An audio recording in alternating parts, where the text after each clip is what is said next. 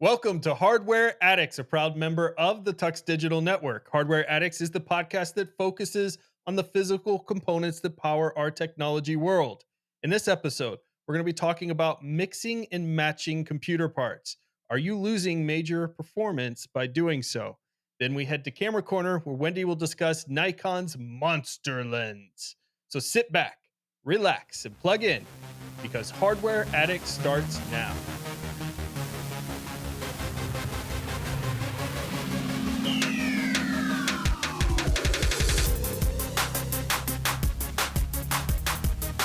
I'm Ryan, your tech guide through the universe, and with me today are my two co-hosts, Wendy, our resident photographer extraordinaire and hardware enthusiast, along with Michael, the software sage and hardware padawan.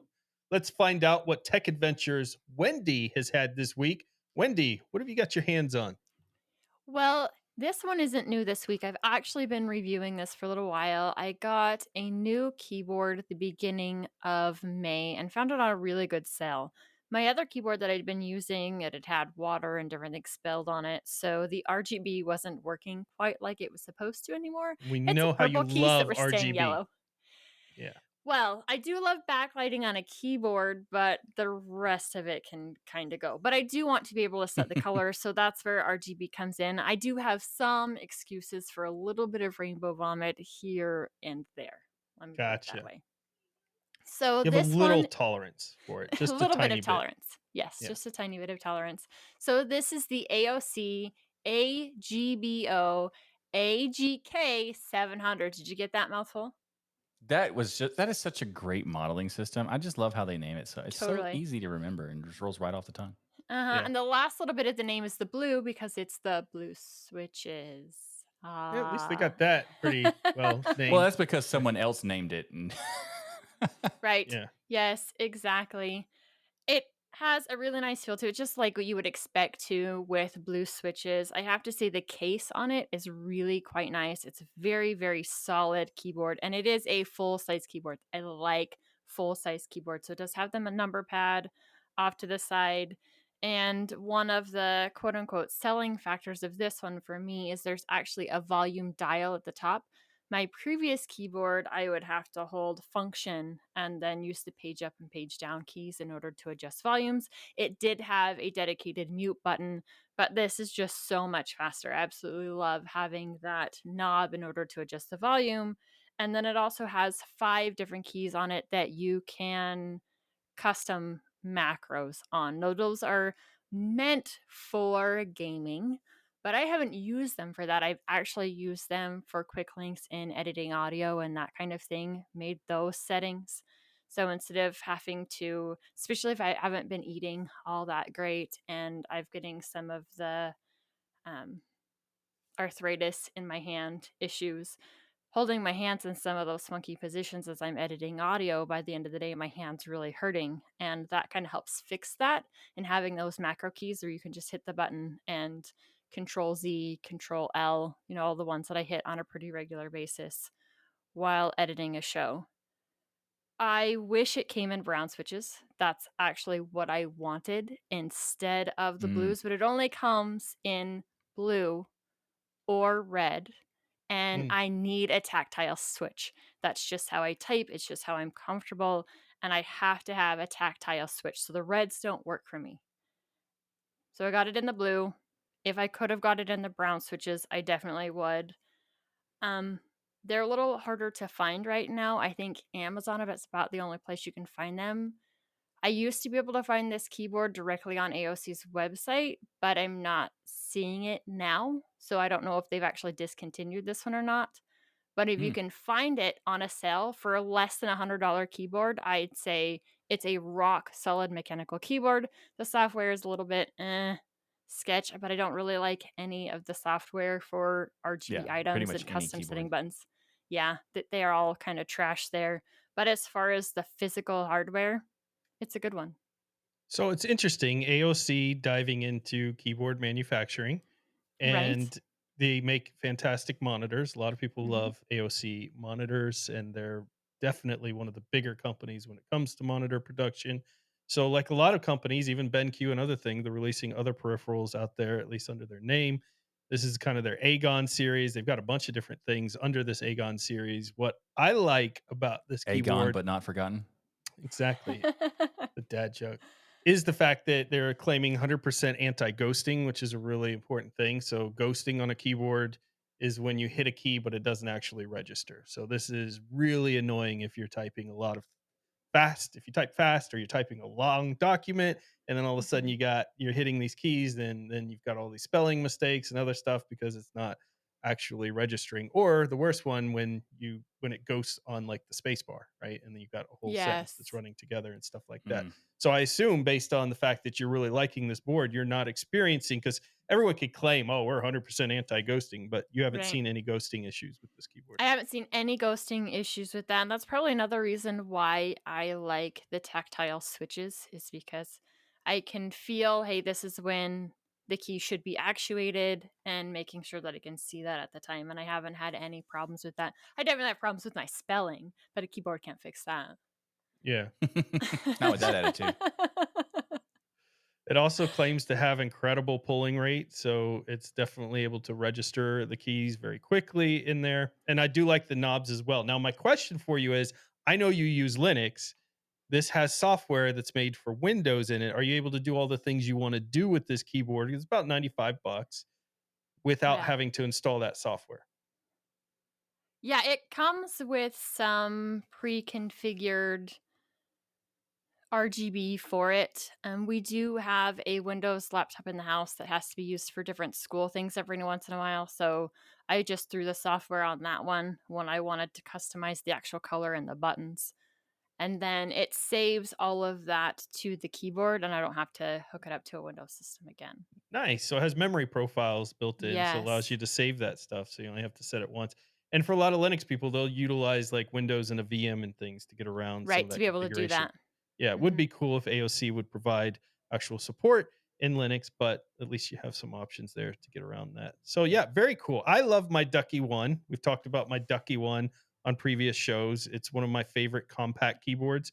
I would say it's the first compact keyboard, the 10 keyless technically, keyboard that I've actually stuck with and really loved. And so that's been my favorite piece of peripheral so far this year has been the Ducky One. But had I not picked up the Ducky One, I just like saying Ducky One. May have checked out this Aegon here because that's a pretty cool looking keyboard. And I like the AOC's kind of jumping into this gaming keyboard because they call it the Aegon Tournament too. So this is The supposed to be, tournament. and it's rated very, very highly, 4.4 stars. It's pretty good on Amazon. I mean, it Yeah, looks good too. I like the fact that it has macro keys because macro keys are like once you start using macro keys, it's basically like you don't ever want to not have them.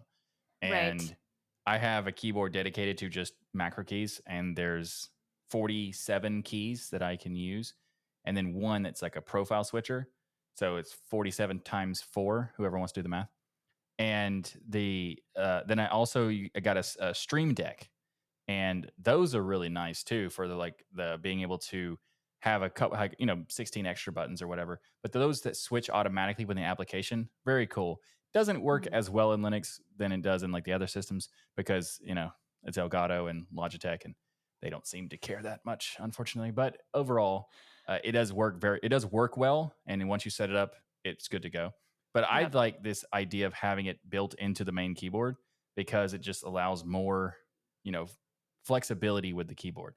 And this one has the keyboard I have has one of those like the volume controllers, but it's a scroll wheel. It's not like the actual like a A knob. turnstile.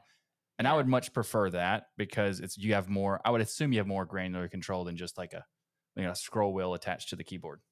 I've seen some of the ones with the scroll wheel, and I've played with them inside local stores around. I'm definitely one of those people that actually prefers to go in and touch keyboards before buying one. Because I got this one at such a great price, I just went ahead and bought it when I got it on the sale that it was on. Because I picked mine up for $85. So, I mean, really, a That's not bad. mechanical That's keyboard pretty for good. $85 is pretty good. I did not put any effort into choosing my keyboard. Me either. I said, "Hey Ryan, gimme." That's how it So usually Ryan works with the supplied hardware. your mechanical keyboard?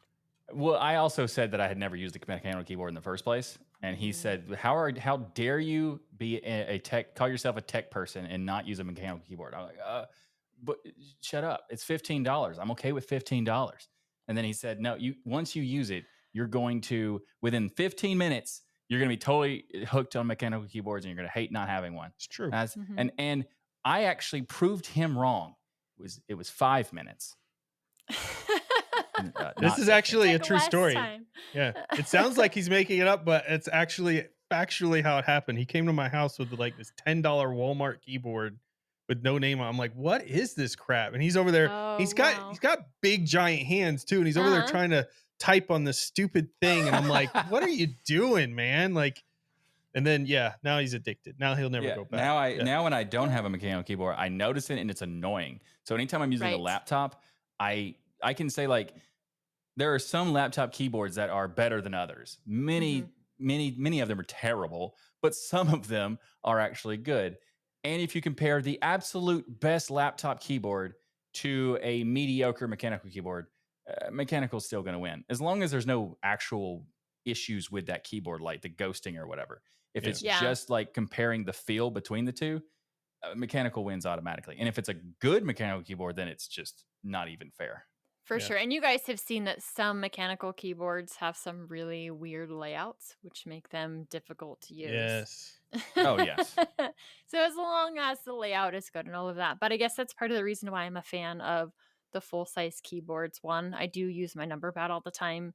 And Same. I like that space. My desk is large. This right here is part of my desk. It's 20 square feet. When I'm working on stuff over here, it doesn't feel big enough. I actually wish I would have made it longer, but Yeah. oh well, the next one I can make longer. Yeah.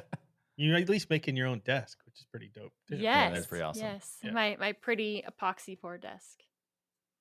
But you know what, Michael? You can not only make your own desks if you're like Wendy, but you can make your own servers as well using our That's sponsor. true. You can do that with Linode. Visit linode.com/tux and see why over 1 million developers trust Linode for their infrastructure. From their award-winning support offered 24/7, 365 to every level of user, not beginning on like what tier you're using. Just become a customer of Linode and you get that support. And to their ease of use and ease of setup, it's clear why developers and businesses have been trusting Linode for projects both big and small since 2003.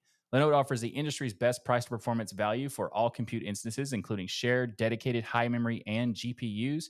And Linode makes cloud computing simple, affordable, and accessible, allowing you to focus on your customers, not your infrastructure. So visit linode.com/tux. That's linode.com/TUX and get your account. And when you do, you're going to get a $100 60-day free credit when you go to linode.com/tux. So you can use it to build any kind of thing you want to just play with and test different software, or you can use it to use their one-click apps in their app marketplace to quickly and easily set up pretty much anything, whether you want to do a WordPress website or a Minecraft server. All of that is easily accessible in their app marketplace. So visit linode.com/tux. That's linode.com/TUX. Ryan, there are some questions about hardware, and you'll see them on, Reddits and Twitters and the Facebooks and stuff. Maybe Those even some Reddits, grams of Instas. those Are you Reddit feeling a people, get little off my Canadian? lawn. Yeah, Yeah. Feeling a little those Canadian, Reddits. adding those extra S's to every word. Yeah. Exactly. Anyway, so the question I saw that I thought was pretty interesting and we wanted to put on the show, I think, is the combination of CPU and GPU being different brands. So, can you mix and match a CPU and a GPU? For example, if you have, like I do, I have an AMD CPU and an AMD GPU, and I'm considering to get a Nvidia GPU so that I can use a particular type of software, actually a particular piece of software that really only focuses on Nvidia. Now, technically it works in AMD, but it doesn't work well. Most of like 90% of the stuff that you'd want to use is focused on Nvidia, and that is DaVinci Resolve. So I am heavily considering switching out my AMD GPU with a Nvidia GPU. And is there an issue if I did that? And you're going to keep your AMD CPU at the same time? Yes, that is the plan. Are you nuts? This will blow up your entire machine. It will Is literally that explode okay? into shrapnel and completely eradicate your room and everybody who lives in that home of yours. Okay, fine. I get the hint. I'll upgrade the AMD so I don't keep the exact same one. I'll get a new AMD. Is that better? That's better because your AMD Okay. is really old, so it probably might explode. No, seriously though, this is not an issue as far as can you. So, can you take an AMD CPU and pair it with an Nvidia GPU? The answer is absolutely 100% yes. Now, there are things in a machine you do not want to mix and match. RAM would be the first thing that comes to my mind, right? Mm. And this is something you see a lot of people do because let's say they have 2 sticks of RAM set in their system at 32 gigabytes. And then they're like, "Hey, I found this really cool sale on another stick of RAM or another pair of RAM, and I'm gonna put that in there as too." This can create stability issues. Now, if you're doing it in pairs, there are people who will argue that they've had success utilizing pairs, at least 2 of the same types of RAM. And then have 4 slots and put 2 in, like, they do the Exactly. alternate things, the Right. alternate bays and the alternate okay, I've done that, and I didn't know that that was even possibly a problem. So I don't do it now, but I have done that in the past. I mean, things have gotten to the point in computers where everything is so it's so much about timing and perfection. These things are Hmm. moving so fast. So when you have RAM that your timing and your megahertz is different on one pair than it is on another pair, this can still create issues with your system. Although as long as you're doing pairs, it's much better than the systems that I have personally worked on where people have 4 different types of RAM in their 4 different slots and then they're like, Mm. "Why is my Whoa. computer freezing? Why is it locking up?" and those type of things. And that's the reason I did 9 not do that. However, there was a time when we talked about the RAM. I'm not sure if we talked about it on the show, but there was a time where when I mentioned I had 2 different pairs, Ryan saw my configuration and said, "We have to fix this now." And the best part is that I said, "I have these RAM. This RAM is good. He's like, "What's the megahertz or whatever?" And I gave it to him. He's like, "Oh, that's good. What's the other pair?" And it was like the basic minimum. And then I learned that day that it works with whatever your worst RAM is. Yes, So exactly. Your that was motherboard's good to gonna know. clock down to that. And so, it's not a good idea to mix and match memory. But from a GPU and CPU standpoint, lots of people do this. It's definitely okay to switch them out. However, there's always in the technology, but Hmm. type of thing out there. Recently, there's been a lot of discussion around in these recent generations around things like AMD Smart Memory Access. We're going to shorten that to SAM. Good old SAM there. Smart Memory Access. And Smart Memory Access creates this expanded data channel that takes advantage of the Shouldn't it be CPU. SMA? It's SAM, okay? Maybe it should be, you're right, it should be SMA. Smart Access Memory. There we go. There we go. We switched it up. I did do a SMA. You There smut it. for AMD, it's SMA. But anyways, the point is that essentially it takes advantage of the CPU PCI Express lane that the GPU needs to operate. And with this increased bandwidth on that PCI bus, the CPU can access larger temporary assets from the GPU. So think about it as it can borrow memory from your GPU if That's cool. you're utilizing an AMD CPU and an AMD GPU. So when you switch, Michael, to your NVIDIA, you're not going to have that option available to you to take advantage of AMD's But that version of also this. means I would have to have a relatively new generation of AMD hardware to have this support, right? Correct. Okay, I don't have that right now, so I'm not going to lose that. Oh, You at okay. least So, how far back are you? My CPU is a 3900X. yeah, it's not too bad. You're not that far back because I'm just a 3950X. I'm just Yeah. a Well, little bit ahead of you. the In fact, GPU's a Vega 64. that one's starting to age there. And so your GPU, I I thought don't you'd think will take upgraded advantage of that. it. I did not. I upgraded the CPU from a 2700X to a 3900X. Yeah. I could have swore that you were getting a new GPU and getting rid of your Vega 64 Well, a let's just while pretend ago. it's still in the box. Oh, he does have I one. It's don't. I sitting in the said box. pretend it's still in the box. It's also still in the store. I never Oh, bought it. okay. All right. Just Oh, making okay. sure. I Okay. agree with you, Wendy. I remember giving him a 580, I thought, or something like that. And Oh, there yeah, I could have literally swore may you be a did too. box. I thought a 580 is older than that. No, Vega 64 was older. Whatever it The Vega was. 64 is still a better end card than the 580. I would have stick with the 64 anyway, Yeah. but I could have swore that you'd given him another card. I thought I did too. Yeah. Yeah, you're muted right now, but because that's your guilt So talking. we can't hear your whining at this moment. So you do have another GPU in a box. I may have forgot that. What? Hold on. It's installed. I remembered now. So the hardware Padawan in me has now risen again. I forgot that I replaced it with that Hound thing, whatever it was. What was it called? That's the one I gave you, the Hellhounds Yeah, that card. one. Yes. Yeah. I knew I gave you a card. Yeah. Okay, so I have that one and whatever that is, I have that. Unbelievable, Wendy. It's so embarrassing. I knew he had something newer than the 64. Should I check to make sure he it's did. installed? Do y'all want me to check to make it? Yeah, you can do that while I'm going on here. So, talking about hardware needed for this, unbelievable. The AMD 500 series motherboard you need at least. You need what you would have, Michael. You need an AMD Ryzen 3000 series processor, which you have, the 3900, or 5000 series processor or later, and then the Radeon RX 5000 series GPU or later, which I'm pretty sure what I gave He you doesn't. was. So, Oh. Well, it might be. We'll have to see. We'll see what he comes back with. It's been so long. I I forgot know. what Here's one I the gave reason. him.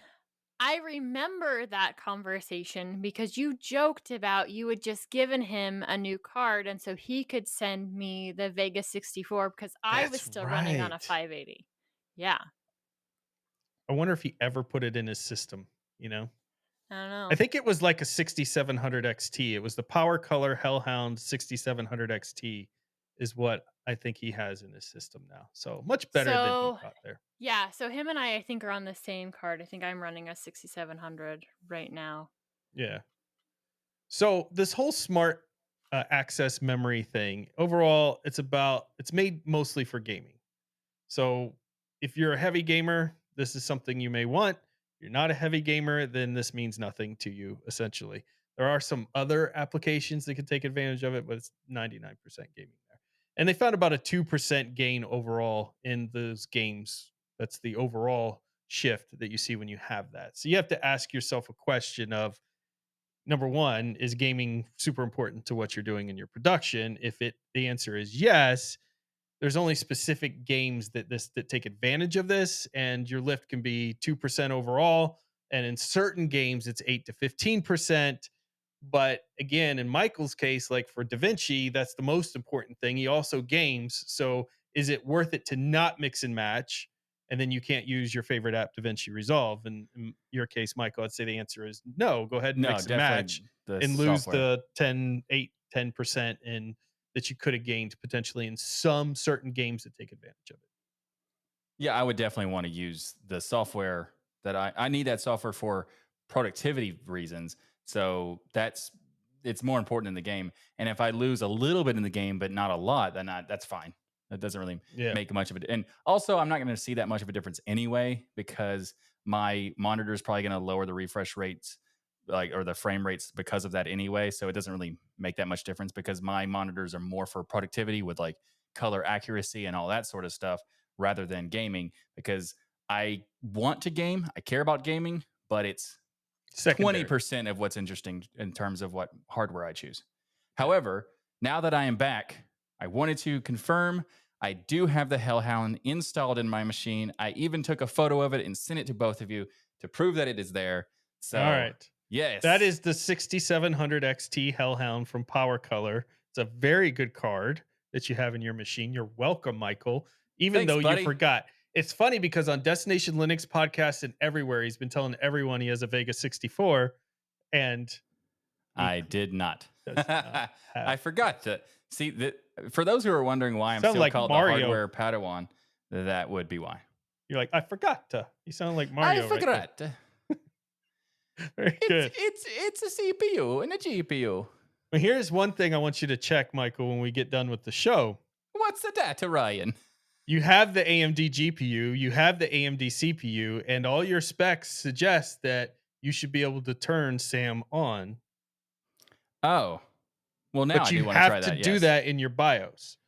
So you're going to go into your Wh- BIOS and you're going to enable a feature called Rapid Resize Bar or R bar. Is this a good idea, Ryan? Yes. Okay. Or it'll say something like above 4G decoding enablement or something along those lines. It'll be one of Okay. those two. And then you're going to go into your BIOS and you're going to enable it. And then you're going to reboot. And you're going to tell me that 8 to 15%, how much of a difference it's making for you there. Okay, I will do that, and then I will also test to see if I can get the Resolve because Resolve worked. I got it to install on what I wanted to, but it's not performing as well as I was hoping. So if I can increase it even there, then it might be worth it as well. So I Well, will do it. that's the problem. See, it's mostly for gaming, and I don't know that DaVinci Resolve Oh, would I take see. advantage of it at all. So you Probably not. probably won't notice any difference. But that game you play, that little kids play too, the ones that's like for 4-year-olds. You mean the greatest game ever created, Rocket League? Yes. Yeah, where you strap rockets to cars and bounce a ball around. It's That a game, fantastic game. you may see some performance increase in. That's great, and I will not notice it whatsoever because the thing about that is that once you're playing, when you play, I play at a high tier. People, for those who are not aware, I'm a Rocket League champion. I'm a champ level player, It's and that equivalent of means stomping kids on a basketball court, being no, that you're no, it's 6'4". not. No, it's not. Because on a basketball court, I have the advantage. In Rocket League, I've been destroyed by 9-year-olds. Like they're very good with like the be able to quickly react where I can't react as fast. Like I know my place anyway. So what I'm saying is that in the Rocket League high tiers, we turn off everything that's annoying, and the change will not be affected whatsoever. I won't notice anything. Maybe, maybe not. Try it anyways. I guess just I could 'cause. turn on some stuff and see if it does anything There you like go. negative or Maybe you whatever. could keep some of those cool settings on That's because now true. you've got the 8 to 10% It's improvement true. there. I could have like more dynamic shadows and stuff. Yeah. Now, for those who have the Intel Nvidia builds, you don't have to worry about the lock-in, the proprietary SAM technology on AMD because Nvidia doesn't lock their technology to just one CPU maker. They don't have a desktop CPU on the market yet, although there are rumors that one is coming. So keep that in mind. But since GeForce RTX 30 series, they do use the more generic resizable bar, which is a feature that was introduced in the PCIe 3.0 spec.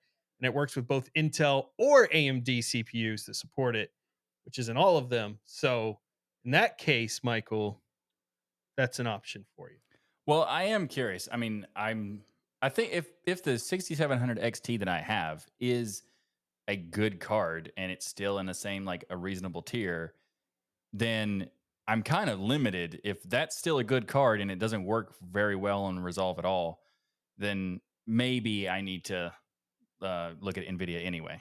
Get NVIDIA anyway, and you still could turn on the generic version of this technology. And it may not be as fanciful as the AMD one where they're pairing their same cards together, but it'll still work.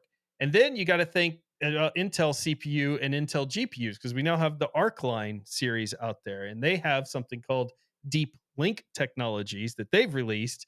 And these include like hyperencode, which allows for faster video encoding, and hypercompute, Mm. which allows it to do some AI processing tasks and things better. However, this is very limited gain because the Intel Arc GPUs are not very powerful.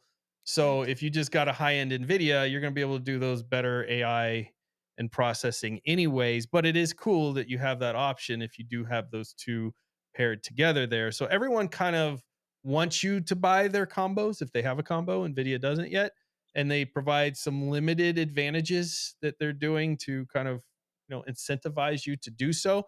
But honestly, none of the gains are worth it, especially in cases like yours, Michael, where if you're building a brand new PC, sure, why not match it all together and allow them to use their services? But in the case where you need a specific piece of software, just mix and match to your pleasure there. Well, then mix and match I shall. There you go.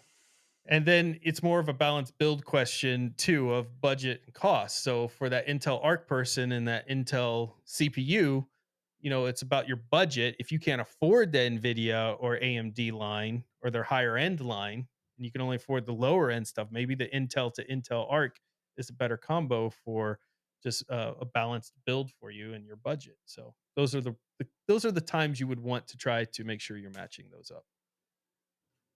And So RAM. yes, and make sure your RAM is not mix and match.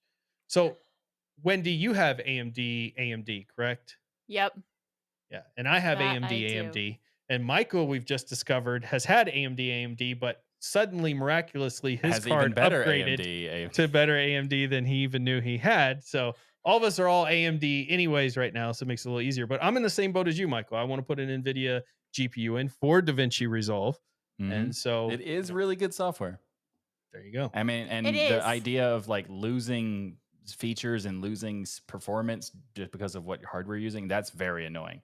So typically, I would not do this and tell DaVinci or Blackmagic Design to go away and never come back, because that's a ridiculous thing to do where you're focusing on one piece of hardware. However, it is really good though. Like Yeah, the editor it's is really really good.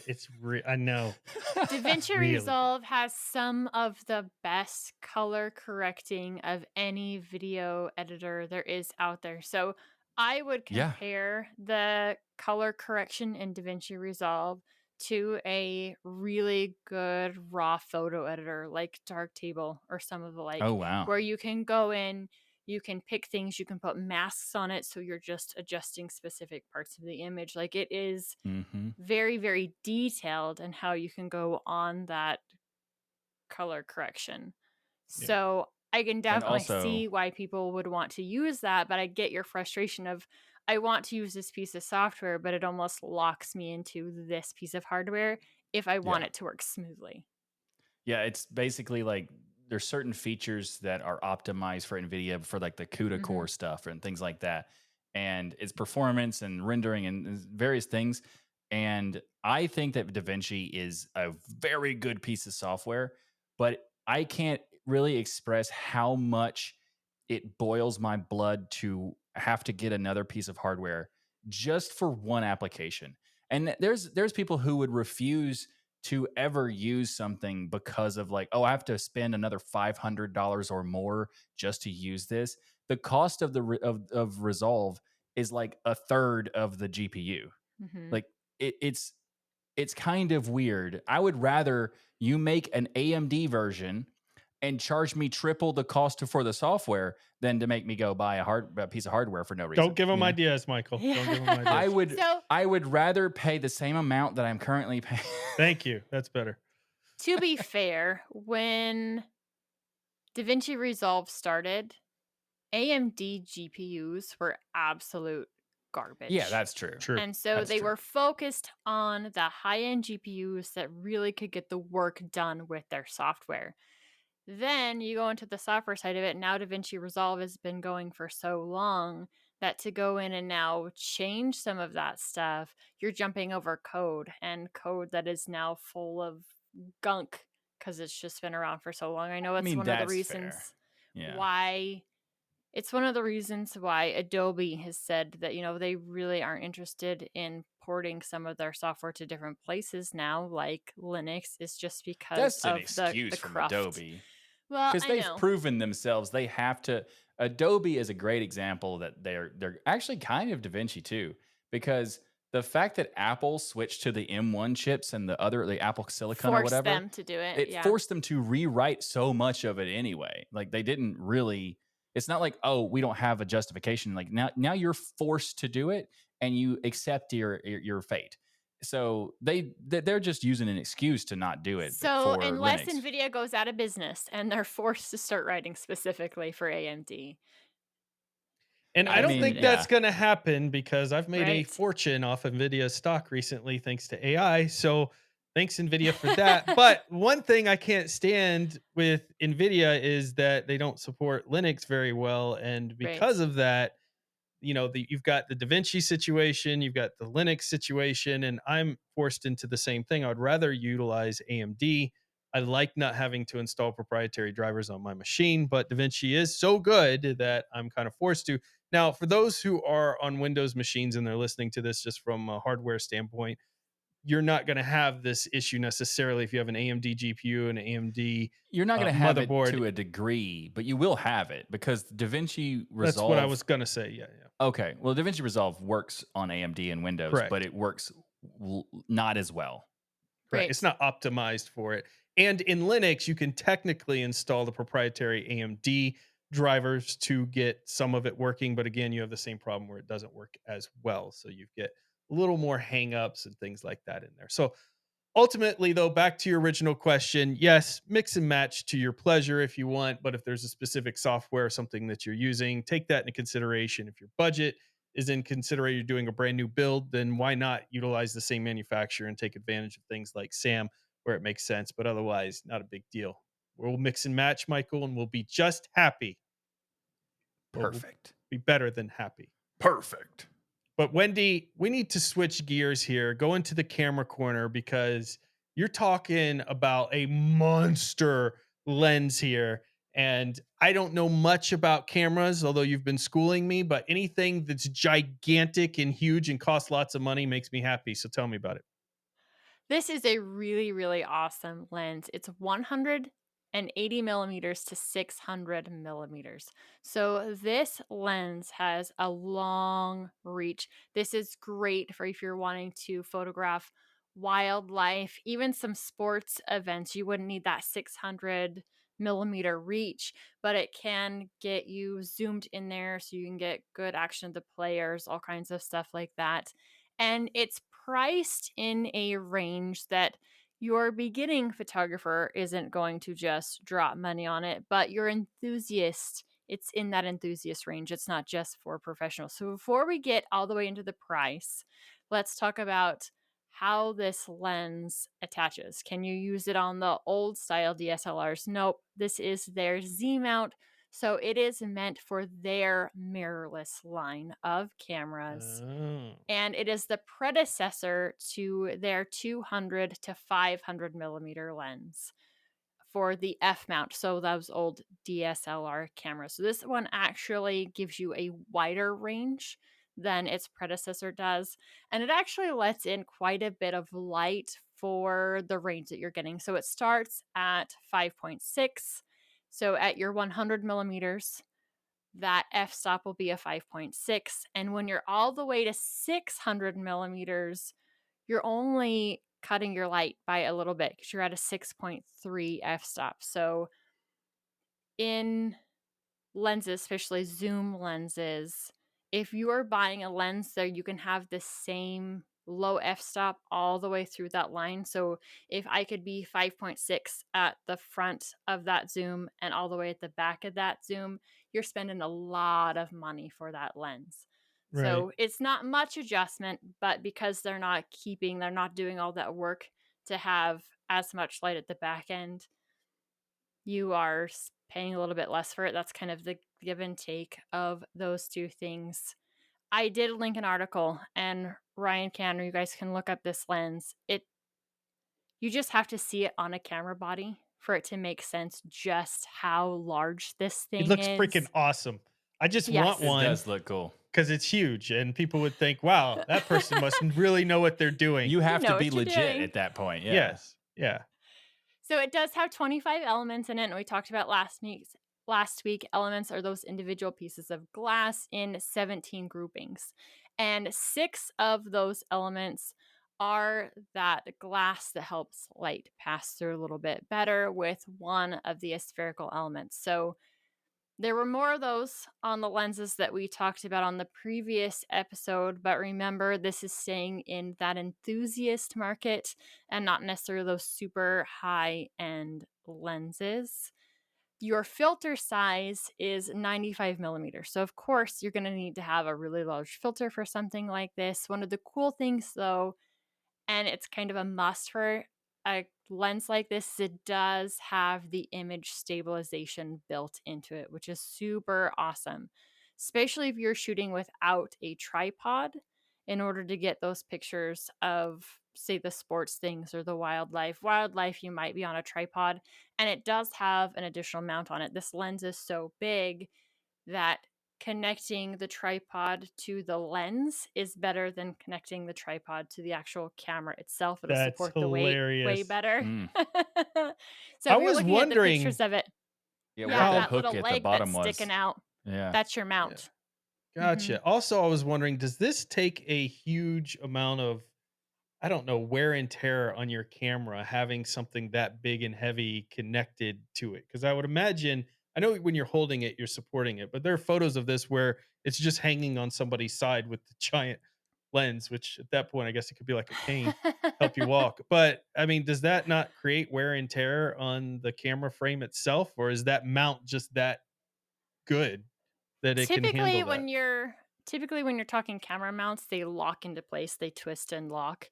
Hmm. So you would have to be doing some major tweaking on it. And then, like you said, when you're shooting with it or walking around, if I'm holding it as I'm walking, I'd still most likely be holding it by the lens instead of holding it by the camera body, Gotcha. because that's where the most amount of weight is. This camera lens way outweighs your mirrorless camera body, without a doubt. The This lens thing is so itself is big. almost 200 grams Wow. What's that in freedom or units, Wendy? 2,000 grams. In freedom 2000 units, big. freedom unit. Heavy, Michael. It's heavy. Oh, okay. 2,000 grams to pounds is 4 pounds. That's 4.4 pounds of lens. That's what I'm talking about. It's good. It's good. Yeah, Also, It's heavy. it actually kind of looks like it's a massive lens, and it makes me think that this is more accurate to call it a Canon than those other cameras.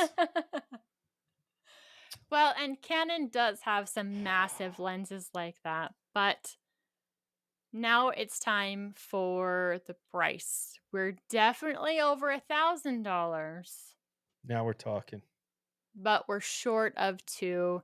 It's going to launch in August of this year for right around $1,700 for this lens. Like I said, it's not cheap by any means, but there's some of You're these basically lenses, paying especially for with per this gram. zoom.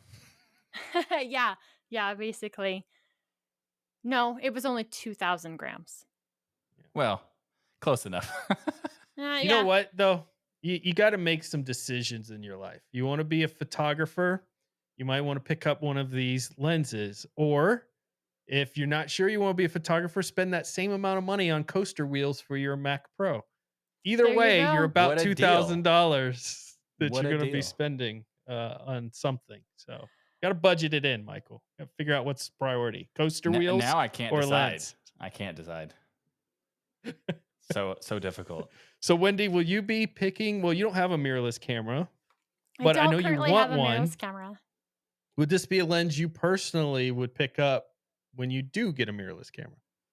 I absolutely love the lenses that reach out. So this is one of those that would be in my wheelhouse. This is one of those ones that I would be looking at for sure. Nice. So if you have one of these cameras, Nikon mirrorless with the Z mount that you can utilize this, taunt Wendy on our discourse forums by posting pictures of this lens on that camera and make her super, super jelly. That's the best thing. Thanks so much, Ryan. You're such a You're great welcome. friend. Looking out for everybody here. Well, that's pretty awesome. Well, that's it. Our 78th episode of Hardware Addicts is a wrap. Thank you for listening to the show that brings you your bi-weekly tech fix. And if you're not all lit up on tech yet, then be sure to check out all the great content on the TuxDigital Network. Head to tuxdigital.com and check out all the great podcasts and YouTube partners available. There's so much to fill your brains with.